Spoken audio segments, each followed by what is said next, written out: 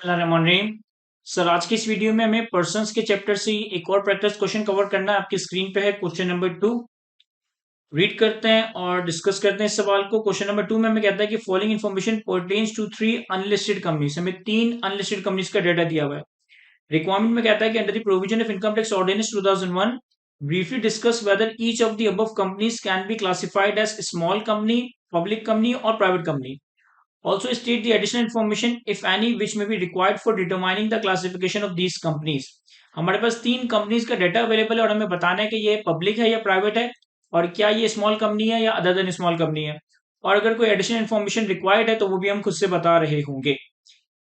सबसे पहले हमारे पास ए लिमिटेड का पेड अप कैपिटल है 30 मिलियन, टोटल रिजर्व है 80 मिलियन और एनुअल टर्नओवर है 150 मिलियन। देखिए, सबसे पहले अगर मैं स्मॉल कंपनी और अदर देन स्मॉल कंपनी में क्लासिफाई करूं, तो चूंकि इसका पेड अप कैपिटल और इक्विटी तकरीबन 110 मिलियन के करीब है, यानी कि इसका जो टोटल इक्विटी और रिजर्व है वो 50 मिलियन से एक्सीड कर रहा है, तो इसका मतलब है ये स्मॉल कंपनी तो नहीं हो सकती, ये अदर देन स्मॉल कंपनी है। अच्छा, शेयर होल्डिंग के बारे में कह रहा है कि 60% shares are held by the foreign company. अब ये बता दिया कि 60% शेयर्स फॉरेन कंपनी के पास है। अगर तो इस फॉरेन कंपनी को अल्टीमेटली कोई फॉरेन गवर्नमेंट ओन करती है, अगर तो इस फॉरेन कंपनी को अल्टीमेटली कोई फॉरेन गवर्नमेंट ओन करती है, तो फिर तो ये भी लिमिटेड पब्लिक कंपनी बन जाएगी। लेकिन अगर फॉरेन कंपनी को कोई फॉरेन गवर्नमेंट ओन नहीं करती, तो फिर ए लिमिटेड टैक्स लॉ की नजर में प्राइवेट कंपनी कंसिडर की जाएगी। और एक चीज हमें इन्होंने सवाल में ही बता दी थी कि ये तीनों कंपनीज हमारी अनलिस्टेड कंपनीज है।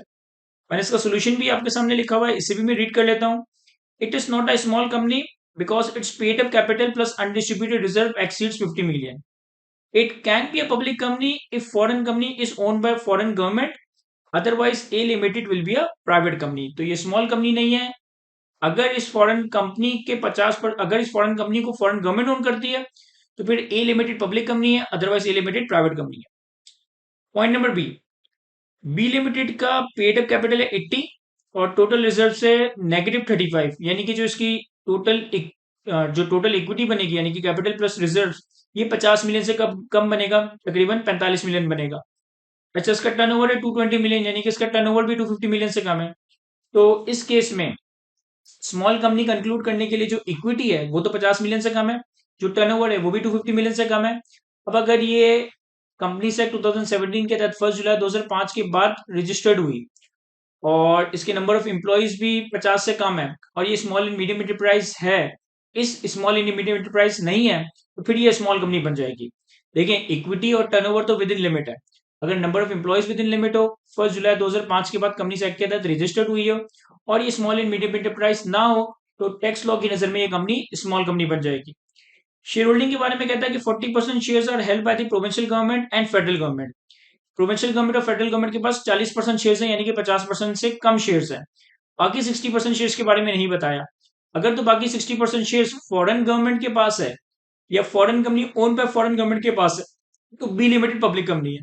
और अगर बाकी 60% शेयर्स फॉरेन गवर्नमेंट या foreign company own by foreign government के पास नहीं है, तो फिर बी लिमिटेड प्राइवेट कंपनी बन जाएगी। इसका आंसर भी मैंने यहाँ लिखा है। It can be a small company being its paid up capital plus undistributed reserves are below 50 million and annual turnover is below 250 million. Net equity और turnover तो within limit है, लेकिन if employees not exceeding 250 at any time during the year, इसकी number of employees 250 से कम होनी चाहिए.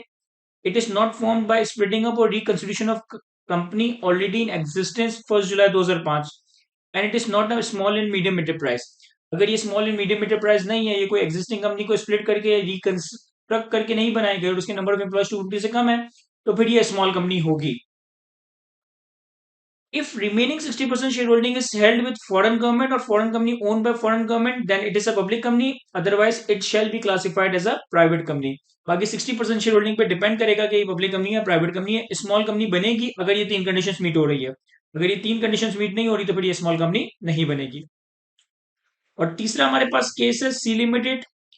Paid up capital 40 million है, total reserve 5 million है, यानी कि इक्विटी विद इन 50 मिलियन है। स्मॉल कंपनी की इक्विटी की कंडीशन मीट हो रही है, लेकिन टर्नओवर 500 मिलियन है, तो इसका मतलब है ये स्मॉल कंपनी तो नहीं हो सकती, क्योंकि इसका टर्नओवर 250 मिलियन से ज्यादा है। शेयर होल्डिंग के बारे में कहता है कि 100% शेयर होल्डिंग जो है वो लोकल ग्रुप के पास है। तो 100% शेयर होल्डिंग अगर लोकल ग्रुप के पास है, तो इसका मतलब है कि ये पब्लिक कंपनी नहीं है बल्कि प्राइवेट कंपनी है, क्योंकि शेयर होल्डिंग ना फेडरल गवर्नमेंट के पास है, ना प्रोविंशियल गवर्नमेंट के पास है, ना फॉरेन गवर्नमेंट के पास है। तो इसका आंसर भी रीड कर लेते हैं। It is not a small company because its annual turnover exceeded 250 million. And it is not a public company, it is a private company because 100% shareholding is held with local group. Therefore, it shall be classified as a private company.